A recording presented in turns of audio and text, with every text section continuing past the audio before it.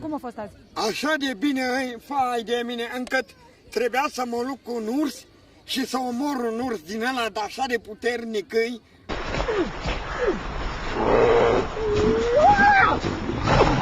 Fai, Doamne, că nu mi-aduc aminte unde dracu eram.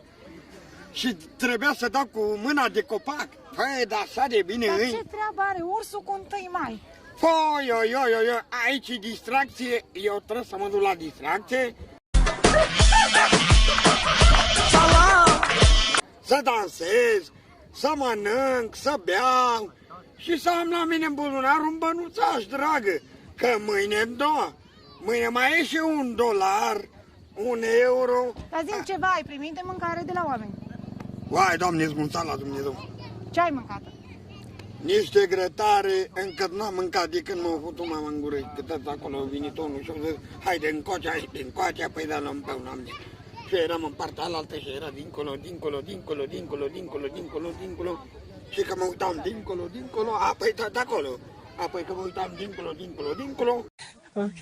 Păi de mine, dar așa de bine, încât am băgat în ghiozdan, Cât îți ajunge ce ai mâncat azi? O săptămână jumătate nu mai trebuie nimica. N-ai mulțumit? Bate 5.